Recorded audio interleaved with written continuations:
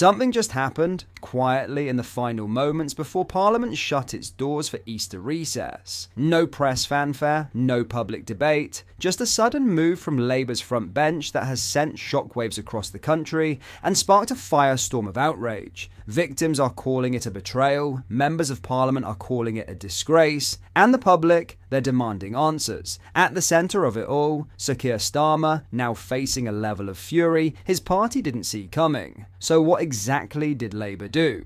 And why is the backlash so fierce? Let's break it down. But first, hit the like button and subscribe for more. The backlash is real, and it's growing louder by the hour. Labour is facing a tidal wave of public outrage after quietly dropping its plans to launch dedicated inquiries into grooming gangs, a move many are calling an outright betrayal of victims and a complete failure of justice. This explosive update was buried at the very last minute, announced just before Parliament broke up for the Easter recess. A classic tactic, many argue, designed to avoid scrutiny and silence dissent. But the truth is out, and people aren't staying silent. Back in January, Home Secretary Yvette Cooper promised £5 million to fund 5 separate locally led inquiries into grooming gang abuse, a step that, while not perfect, at least acknowledged the scale of the issue. That promise, however, has now been quietly watered down. Instead of 5 formal investigations, Labour is now offering what it calls a flexible fund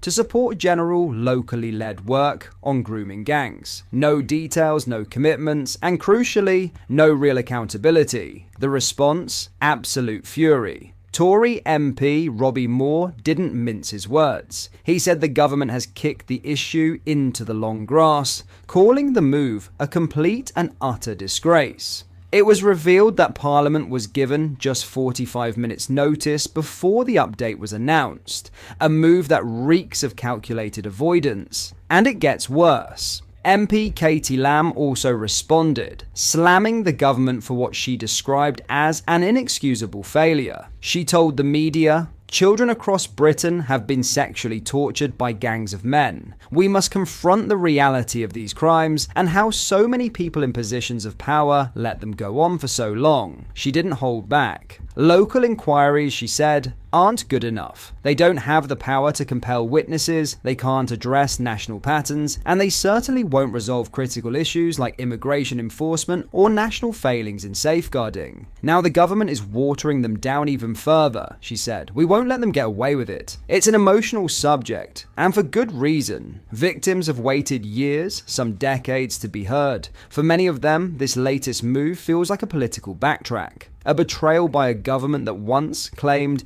it would take this issue seriously. In response to the growing backlash, Safeguarding Minister Jess Phillips issued a lengthy statement. She insisted that Labour is committed to protecting vulnerable children and highlighted a new national plan that includes the formation of a Child Protection Authority. This new body, she said, will provide national leadership on safeguarding and child protection, with a focus on improving consistency across the country. She also acknowledged that the majority of child sexual abuse still takes place within families, and promised to tackle that as well. Phillips said, "This is just the beginning. We will continue to drive forward reforms to protect more children from abhorrent abuse and support more adult survivors of these traumatic crimes." She outlined additional steps, including doubling Home Office funding for therapeutic services for adult survivors, and launching a targeted inspection into familial abuse. But for many critics, these announcements fall short,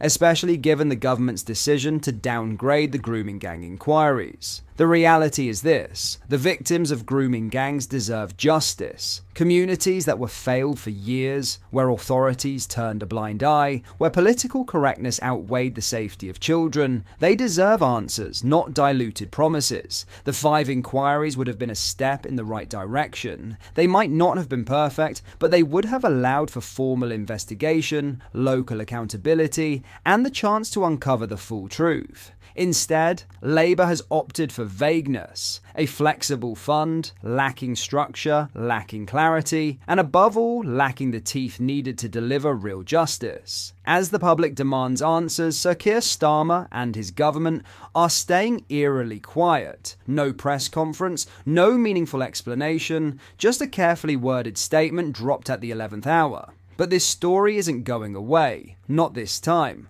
The public is watching, and they won't forget who stood with the victims and who quietly walked away. In other news, Reform UK is the most popular party among disabled people, putting them ahead of Labour, a recent poll on voter intention shows. The surge comes after Work and Pensions Secretary Liz Kendall announced plans to tighten the eligibility criteria for PIP last month, aiming to reduce the welfare bill by £5 billion annually by 2030. This proposal could result in approximately 1 million fewer individuals qualifying for disability benefits. The move sparked a furore among the disabled community, with James Taylor, Executive Director of Strategy at disability charity Scope, branding Labour's move a catastrophe that would penalise some of the poorest people in our society.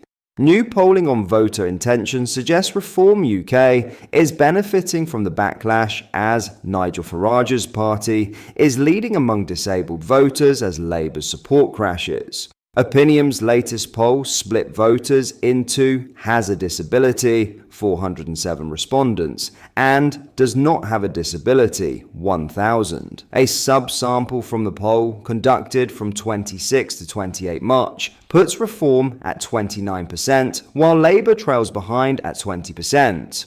The Conservatives were the third most popular option among disabled voters at 18%, followed by the Liberal Democrats and the Green Party at 13 and 11% respectively. When compared to British elections study data at the last general election, which asked voters, are your day-to-day activities limited because of a health problem or disability? And Labour has fallen 16 percentage points from a high of 36%, while Reform is up 9% on the vote share it achieved on July 4th.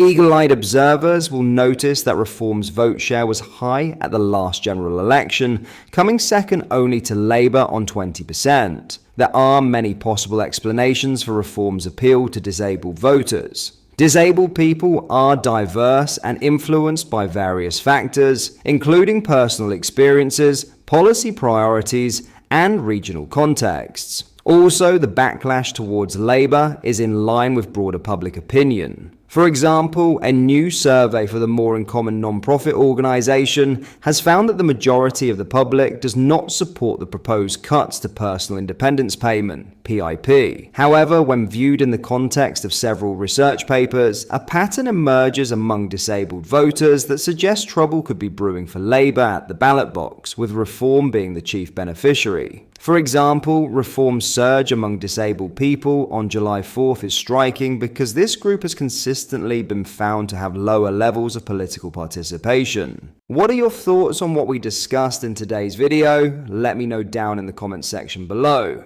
If you've not yet already, make sure you do drop a like on this video and subscribe to the channel for more British content. Thank you, take care, goodbye.